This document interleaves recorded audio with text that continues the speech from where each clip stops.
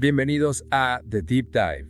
Hoy nos vamos a sumergir en un tema fascinante, las palabras de los profetas menores. Ya sé, menores. Suena que no son tan importantes, ¿verdad? Pero te aseguro que sus mensajes son anything but menores. De hecho, lo que me tiene enganchado es cómo estos textos escritos hace miles de años todavía resuenan con tanta fuerza hoy en día. Completamente de acuerdo. Es fascinante cómo estos profetas, a pesar de escribir en contextos tan diferentes, abordan temas que siguen siendo relevantes. La justicia social, la necesidad de un cambio interno genuino y la esperanza, especialmente en tiempos difíciles. Temas que, admitamos, a veces nos cuesta enfrentar incluso hoy. Exacto. Y aunque sus libros sean más cortos que los de Isaías o Jeremías, por ejemplo, sus mensajes son igual de poderosos. ¿Por qué no empezamos por aclarar algo? ¿Quiénes son estos profetas menores? ¿De dónde viene esa etiqueta de menores? Buena pregunta. Menor, en este caso solo se refiere a la extensión física de sus libros en la Biblia, no a la importancia de sus mensajes. Estamos hablando de 12 profetas: Oseas, Joel, Amós, Abdías, Jonás, Miqueas, Nahum, Habacuc, Sofonías, Ageo, Zacarías y Malaquías. 12 voces, 12 perspectivas, pero con una serie de temas que los unen. 12 profetas, casi un equipo de fútbol. Y si tuviéramos que identificar los temas clave que resonaban en sus mensajes, ¿cuáles serían? Sin duda, la justicia social es central en sus escritos. Imagínate un río caudaloso imparable que nutre la tierra. Así veían los profetas la justicia como algo vital, esencial para la vida en comunidad. Amós, por ejemplo, lo expresó de manera contundente: que fluya la justicia como un río y la rectitud como un arroyo inagotable. ¡Wow! ¡Qué imagen tan poderosa! Un río de justicia. Y claro, no podemos olvidar el llamado al arrepentimiento. ¿Cómo abordaban los profetas este tema? Porque a nadie le gusta que le digan que tiene que cambiar, ¿verdad? Cierto, pero los profetas no se andaban con rodeos. Para ellos, el arrepentimiento no era simplemente un acto formal o religioso, sino una transformación interna profunda. No se trata solo de pedir perdón, sino de cambiar la dirección de nuestra vida, de alejarnos del egoísmo y la injusticia para acercarnos a la verdad y el amor. O sea, un cambio real, ¿no? No solo de palabras, sino de acción. Y hablando de acciones concretas, ¿cómo se conectaba este llamado al arrepentimiento con la esperanza? Porque si solo hay crítica y juicio, ¿dónde queda el espacio para la transformación? Exacto, los profetas entendían que la crítica sin esperanza es estéril. Por eso, junto a las denuncias, siempre encontramos un mensaje de restauración de un futuro mejor.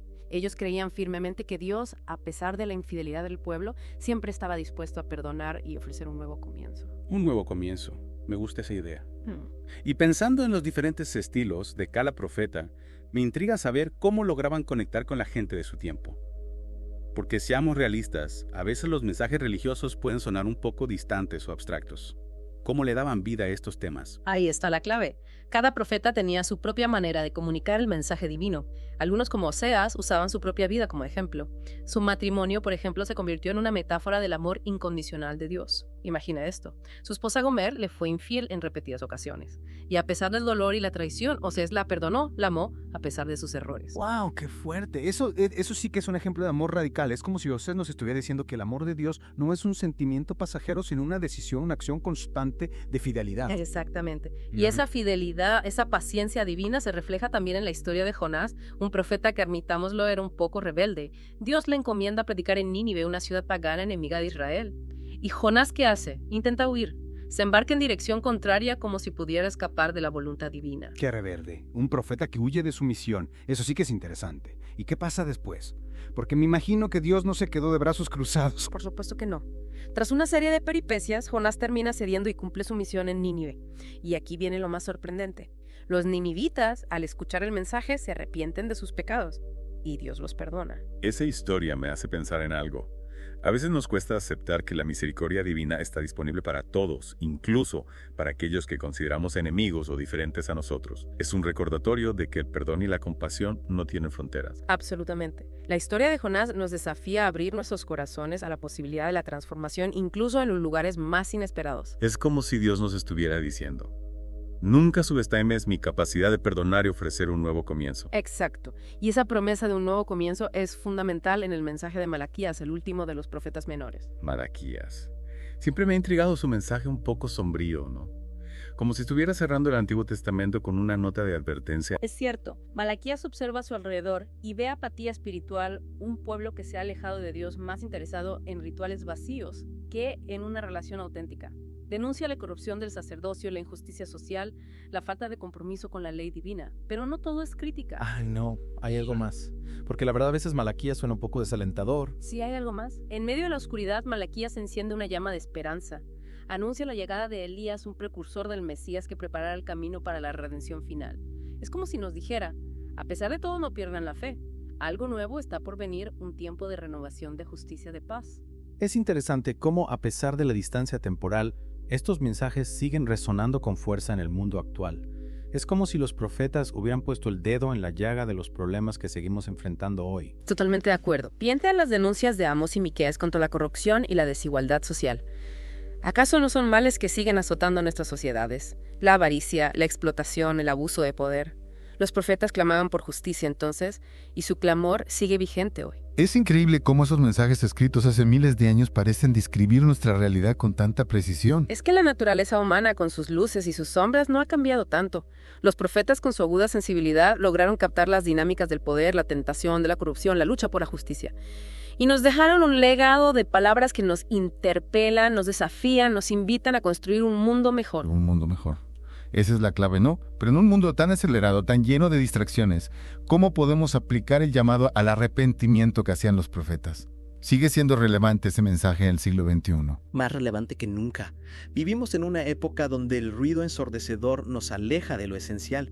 Los profetas nos invitan a hacer una pausa, a silenciar el ruido exterior y escuchar la voz interior, la voz de la conciencia, a evaluar nuestras prioridades, a buscar una relación auténtica con Dios, a vivir con rectitud y compasión. El arrepentimiento no se trata de un acto formal, sino de una transformación interna, de un cambio de rumbo que nos acerca a la verdad y al amor. Y en medio de la incertidumbre de las crisis que nos rodean, ¿dónde encontramos esa esperanza, esa restauración de la que hablaban los profetas? ¿Es solo una promesa para el futuro o podemos experimentarla en el presente? La esperanza no es una quimera, no es un consuelo lejano. La esperanza es una fuerza viva, una energía que nos impulsa a actuar, a construir un futuro mejor. Los profetas nos recuerdan que Dios es fiel a sus promesas, que su amor es inquebrantable, que incluso en medio de la tormenta su mano nos sostiene. Y esa certeza, esa confianza en el poder divino es la que nos permite afrontar los desafíos con valentía y construir un mundo más justo, más compasivo, más humano. Pero no es una espera pasiva. La esperanza se construye, se cultiva, se comparte. Es como si los profetas nos dijeran, no se queden de brazos cruzados esperando que las cosas cambien por arte de magia. Pónganse manos a la obra. Sean agentes de cambio constructores de un futuro mejor. Exactamente. Y esa es la belleza del mensaje profético. Nos invita a la reflexión, a la transformación personal, pero también a la acción, al compromiso con la justicia social. No se trata solo de ser buenos, sino de hacer el bien, de luchar por un mundo donde la dignidad humana sea respetada y la justicia prevalezca. Es realmente inspirador cómo estos pequeños profetas, con sus mensajes tan poderosos, nos interpelan a través de los siglos. Nos recuerdan que la justicia, la misericordia, la fe no son conceptos abstractos, sino pilares fundamentales para construir un mundo mejor. Totalmente de acuerdo. Y aunque sus mensajes fueron dirigidos inicialmente al pueblo de Israel y Judá, sus palabras trascienden las fronteras del tiempo y del espacio. Son un llamado universal a la humanidad, una invitación a vivir con rectitud, a buscar la verdad, a construir un futuro donde la justicia y el amor prevalezcan. Un futuro que comienza hoy con nuestras acciones, con nuestras decisiones. Y justo ahí en ese llamado a la acción, en esa invitación a construir un futuro mejor, es donde quiero detenerme por hoy. En la próxima parte de nuestro Deep Dive, seguiremos explorando las palabras de los profetas menores, descubriendo sus historias, sus desafíos, sus esperanzas. Hasta entonces te invito a reflexionar sobre lo que hemos conversado hoy. ¿Qué te ha resonado con más fuerza? ¿Qué te ha interpelado? ¿Qué te ha inspirado a actuar? Y recuerda, a pesar de que sus libros son menores, en longitud, sus mensajes tienen un peso gigante. Son palabras que nos invitan a vivir con propósito, a buscar la justicia, a no perder la esperanza. Retomando nuestra conversación sobre los profetas menores, me parece fundamental detenernos en un aspecto que a menudo se pasa por alto, su profunda preocupación por el bienestar del prójimo, por la construcción de una sociedad justa y equitativa. Tienes razón. A veces pensamos en los profetas como figuras solitarias enfocadas en su relación con Dios, pero olvidamos que su mensaje tiene una dimensión social muy potente. Exactamente. Sus palabras no se limitan a la esfera individual, sino que abarcan la dimensión social, política y económica. Nos invitan a ser agentes de cambio, a trabajar por un mundo donde la dignidad humana sea respetada y la justicia prevalezca. Y hablando de ejemplos concretos, ¿qué me dices de Abdías? Su libro, el más corto del Antiguo Testamento, es una proclama apasionada contra la injusticia, ¿verdad? Sí, y lo interesante es que esa crítica se dirige específicamente contra el pueblo de Edom, que no solo se mantuvo indiferente ante la caída de Jerusalén, sino que se regocijó en la desgracia de su hermano. Saquearon la ciudad, persiguieron a los refugiados. Abdías condena esa traición, esa falta de compasión, y anuncia el juicio divino sobre Edom. Es un recordatorio de que la justicia divina no es una venganza ciega, sino que busca en el equilibrio la reparación del daño causado. Exacto. Y esa esperanza de restauración, ese anhelo de un mundo mejor, impregna también los mensajes de otros profetas como Ageo y Zacarías. Ambos vivieron en un momento crucial de la historia de Israel, el regreso del exilio babilónico. Entiendo. El pueblo desmoralizado se enfrentaba a la tarea de reconstruir el templo símbolo de su fe y de su identidad. ¿Y qué papel jugaron Ageo y Zacarías en ese proceso? Porque reconstruir un templo no es tarea fácil, ¿verdad? Para nada. Ageo fue una voz de aliento, un catalizador de la acción. Con palabras directas y enérgicas, exhortó al pueblo a dejar de lado la apatía y a concentrarse en la reconstrucción del templo. ¿Por qué viven ustedes en casas con paneles de madera mientras esta casa permanece en ruinas?, les preguntaba. Los desafiaba a priorizar lo realmente importante, a no dejarse vencer por el desánimo. Un llamado a la acción. Y me imagino que Zacarías, con su estilo más visionario, les brindó una perspectiva esperanzadora del futuro. Sí, Zacarías profetizó la llegada de un rey justo que entraría triunfante en Jerusalén montado en un asno, un símbolo de humildad y de paz. Anunció la reconstrucción del templo no solo como un edificio material, sino como un lugar de encuentro entre Dios y su pueblo, un espacio de reconciliación y de esperanza. Dos voces complementarias que animaron al pueblo a perseverar en la tarea de reconstrucción, a no perder de vista la meta final, la restauración de su relación con Dios y la construcción de una sociedad justa. Exacto.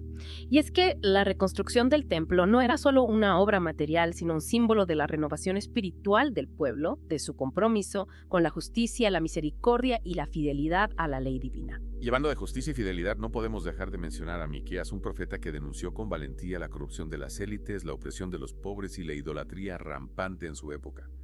¿Qué te parece si profundizamos un poco en su mensaje? Me parece perfecto. Miqueas fue un defensor incansable de los más vulnerables, un crítico implacable de la injusticia social. ¿Qué pide el Señor de ti?, se pregunta el profeta. Actuar con justicia, llamar la misericordia y humillarte ante tu Dios. Una frase que resume la esencia del mensaje profético. La justicia no es un concepto abstracto, sino una exigencia de nuestro comportamiento, una forma de vivir en armonía con Dios y con el prójimo. Y Miqueas no se limita a denunciar la injusticia.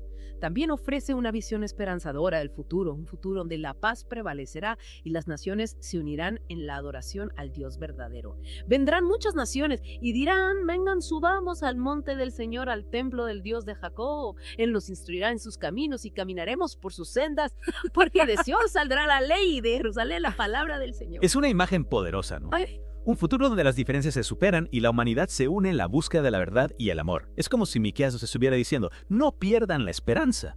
Un mundo mejor es posible. Exactamente. Y esa visión de un futuro mejor, de un mundo transformado por la justicia y la paz, nos invita a no perder la esperanza, a seguir trabajando por la construcción de ese reino de Dios que ya está presente entre nosotros, aunque todavía no se haya manifestado en su plenitud. Y si hablamos de visiones esperanzadoras, no podemos dejar de mencionar a Joel, un profeta que, a pesar de anunciar un juicio inminente, un día del Señor lleno de oscuridad y destrucción, también proclama la restauración de la tierra, la abundancia de las cosechas, la efusión del Espíritu de Dios sobre todo el pueblo. Es interesante esa dualidad presente en muchos de los profetas, el anuncio del juicio y la promesa de la restauración. Es como si nos dijeran: el camino hacia un futuro mejor no está exento de dificultades, de momentos de crisis, pero incluso en medio de la oscuridad, la esperanza prevalece. ¿Cómo podemos comprender esa aparente contradicción? Porque a veces suena un poco desalentador, ¿no? Como si tuviéramos que pasar por un periodo de destrucción para llegar a la restauración. El juicio no es un castigo arbitrario, sino una consecuencia natural de nuestras acciones, un llamado a la reflexión, una oportunidad para cambiar de rumbo. Y la restauración no es un regalo gratuito, sino el fruto del arrepentimiento, de la transformación personal y social. Es un proceso que requiere nuestro compromiso, nuestra participación activa en la construcción de un mundo mejor. Y en ese proceso de transformación, ¿qué papel juega la fe? Porque a veces en medio de las dificultades la fe se tambalea, ¿no? ¿Cómo podemos cultivar esa confianza inquebrantable en Dios que nos permite afrontar los desafíos con valentía y esperanza? La fe no es una creencia ciega, sino una experiencia viva, una relación personal con Dios que se alimenta de la oración, la meditación de las Escrituras, la práctica de la justicia y la misericordia. Es un camino que se recorre paso a paso, que requiere nuestra entrega, nuestra perseverancia, nuestra apertura a la acción del Espíritu Santo en nuestras vidas. Hablando del Espíritu Santo, Sofonías también lo menciona en su profecía, ¿verdad? Sí, Sofonías, en medio de un contexto de decadencia moral y de crisis social, anuncia la llegada de un día del Señor purificador que dará paso a un nuevo comienzo, una nueva era de justicia y paz. Y describe ese día como un tiempo de juicio para los malvados, pero también como un tiempo de esperanza para los humildes, los que buscan la justicia, los que confían en Dios. Y anuncia la llegada de un remanente fiel, un pueblo renovado que vivirá en armonía con Dios y con la creación. Un mensaje que nos invita a ser parte de ese remanente, a construir un futuro donde la justicia, la paz y el amor sean los pilares fundamentales de nuestra sociedad. Pero para construir ese futuro necesitamos valentía, ¿no? Coraje para enfrentar las injusticias, para alzar la voz, para defender la verdad. Exactamente. Y esa valentía, esa integridad es precisamente lo que encontramos en los profetas menores. A pesar de las presiones, de los riesgos, no se callaron ante el poder, no se dejaron corromper. Su voz resonó con fuerza en medio de la oscuridad, proclamando un mensaje de esperanza, de justicia, de amor. Y ese ejemplo de coraje es una inspiración para nosotros hoy, en un mundo que a menudo parece dominado por la mentira, la corrupción y la indiferencia. Es como si los profetas nos dijeran, no tengan miedo. La verdad los hará libres. Luchen por la justicia, defiendan al oprimido, sean la voz de los que no tienen voz. Y me parece que ese mensaje es crucial en el mundo actual, ¿no? Totalmente de acuerdo. Los profetas menores, aunque sus libros sean breves, nos dejan un legado inmenso. Sus palabras nos desafían, nos interpelan, nos invitan a reflexionar sobre nuestra propia vida, sobre nuestro compromiso con la justicia, con la verdad, con la construcción de un mundo mejor. Y nos recuerdan que la esperanza no es una ilusión, sino una fuerza poderosa capaz de transformar la realidad, de vencer a la oscuridad, de abrir un camino hacia un futuro de paz y plenitud. Un futuro que no se construye solo con palabras, sino con acciones concretas, con un compromiso real, con la justicia y el amor. Y ahora que hemos explorado las historias, los desafíos y las esperanzas de varios profetas menores, me gustaría dedicar la última parte de nuestro Deep Dive a un profeta en particular que me ha impactado profundamente. Habacuc. ¿Qué te parece? Me parece genial. Habacuc es un profeta que nos invita a cuestionar, a dialogar con Dios, a no conformarnos con respuestas fáciles. Su libro es una joya de la literatura sapiencial, una reflexión profunda sobre el problema del sufrimiento, la justicia divina y la fe en medio de la incertidumbre. Exactamente. Y creo que ese diálogo con Dios, esa búsqueda sincera de la verdad, es algo que resuena con mucha fuerza en el mundo actual, donde las dudas, la incertidumbre y el cuestionamiento son parte de nuestra experiencia cotidiana. Totalmente de acuerdo. Habacuc nos enseña que la fe no se trata de tener todas las respuestas, sino de mantener el corazón abierto a la búsqueda, al diálogo, a la confrontación con la realidad, incluso cuando esa realidad nos duele, nos confunde, nos desafía. Y en ese diálogo, en esa búsqueda, encontramos una verdad fundamental. Que Dios está presente, que nos escucha, que nos acompaña en el camino, incluso cuando no entendemos sus planes, incluso cuando el camino se vuelve difícil. Exacto. La fe de Habacuc no es una fe ingenua, sino una fe madura que ha pasado por la prueba del dolor, la dura, la incertidumbre. Y esa fe purificada en el crisol de la experiencia es la que nos permite seguir adelante, confiando en que al final el amor y la justicia prevalecerán. Hablar de Habacuc me recuerda a otro profeta que también lidió con la aparente ausencia de Dios en medio del caos, Nahum. Mientras Habacuc se cuestiona el sufrimiento de los justos, Nahum se enfoca en la caída del imperio asirio conocido por su brutalidad. ¿No te parece irónico que un libro que habla de destrucción termine con un mensaje de esperanza para el pueblo de Judá? Lo que hace a Nahum tan interesante es que su mensaje, aunque dirigido a un enemigo específico, nos recuerda que la justicia divina eventualmente prevalece. No se trata de celebrar la destrucción, sino de reconocer que la opresión y la violencia tienen consecuencias. Y para aquellos que han sufrido bajo la tiranía, como el pueblo de Judá, la caída del imperio sirio representaba un nuevo comienzo, una oportunidad para reconstruir sus vidas en paz. Es como si Nahum nos dijera, el ciclo de violencia no puede durar para siempre. Tarde o temprano la justicia se abre paso. Exacto. Y esa idea de un nuevo comienzo, de un futuro de paz, se conecta con la profecía de Sofonías, quien también anuncia un día del Señor purificador. Pero en lugar de centrarse en un enemigo externo, Sofonías dirige su crítica hacia la corrupción interna del pueblo de Judá. ¿Recuerdas que hablamos de la crítica social de los profetas? Sofonías es un gran ejemplo de ello. Sí, recuerdo que denunciaba la idolatría, la violencia, la injusticia social, prácticas que según él alejaban al pueblo de Dios. Y lo curioso es que, a pesar de anunciar un juicio severo, Sofonías también deja espacio para la esperanza. Absolutamente. Sofonías habla de un remanente fiel, un grupo de personas que a pesar de la decadencia generalizada se mantienen firmes en su compromiso con Dios y con la justicia. Y este remanente será la semilla de un nuevo comienzo de una sociedad transformada por la gracia y la fidelidad. Es un mensaje que nos desafía, ¿no? nos invita a preguntarnos, ¿de qué lado estoy? ¿Soy parte del problema o de la solución? Sin duda. Sofonías nos recuerda que la transformación social comienza con una transformación individual, con un cambio de corazón, con una decisión consciente de vivir de acuerdo a los valores de justicia, misericordia y humildad. Y esa transformación personal multiplicada en miles de personas es la que puede generar un cambio real en la sociedad. Es como si Sofonías nos dijera, no esperen a que otros cambien el mundo, empiecen por ustedes mismos, sean la luz en la oscuridad. Sean la semilla de un futuro mejor. Exacto. Y ese llamado a la acción, a ser agentes de cambio, es un tema recurrente en los profetas menores. No se trata solo de escuchar el mensaje, sino de ponerlo en práctica, de vivirlo en el día a día. Y eso nos lleva de vuelta al mensaje de Habacuc, quien nos invita a confrontar nuestras dudas, a buscar respuestas, a dialogar con Dios. Porque la fe no es un estado pasivo, sino una búsqueda constante, una lucha por comprender el misterio de la vida, por encontrarle sentido al sufrimiento, por confiar en la bondad divina, incluso cuando las circunstancias parecen indicar lo contrario. La fe de Habacuc es una fe que no teme a las preguntas difíciles, que se atreve a cuestionar, a dudar, a buscar. Y en esa búsqueda, en ese diálogo honesto con Dios, encontramos la fuerza para seguir adelante, para construir un futuro mejor, para ser portadores de esperanza en un mundo que a menudo parece dominado por la desesperanza. Y creo que es la gran lección que nos dejan los profetas menores. Que la esperanza no es una ilusión, sino una fuerza poderosa capaz de transformar la realidad, de vencer la oscuridad, de abrir un camino hacia un futuro de paz y plenitud.